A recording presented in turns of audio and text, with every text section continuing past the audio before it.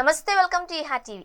AP CM TDP అధినేత చంద్రబాబుకు నాయకులు వ్యవహరిస్తున్న తీరు కంట్లో నలుసుగా మారింది. ఆయన పట్టించుకోకుండా తప్పుకుందాము అని అనుకున్నా, చూసి చూడనట్టు వ్యవహరించాలి అని భావించినా ఆ పని కావడం లేదు. ఎక్కడికక్కడ నాయకుల అసంతృప్తి గజ్జకట్టి నర్తిస్తోంది. ముఖ్యంగా పదవులు, ప్రాధాన్యాల వ్యవహారం పార్టీలో అగ్గి రాజేస్తోంది. ఈ వ్యవహారం తాజాగా జరుగుతున్న మినీ మహానాడు వేదికగా స్పష్టంగా కనిపిస్తూ ఉండడం గమనార్హం.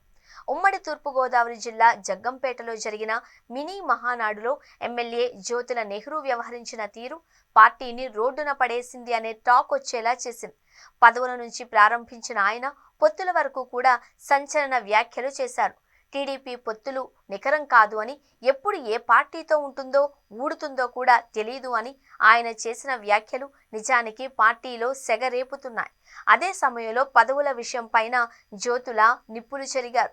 మిత్రపక్షంగా ఉన్న జనసేనకు మాత్రమే పదవులు ఇస్తున్నారు అని, పార్టీని నమ్ముకున్న వారికి ఇవ్వడం లేదు అని ఆయన చేసిన విమర్శలు నిజానికి చంద్రబాబుకు మరింత ఇబ్బందికరంగా మారాయి. ఈ రెండు విషయాలే కాదు, తన వ్యక్తిగత అంశాలను కూడా పరోక్షంగా ప్రస్తావించిన ఆయన కాకరేపారు.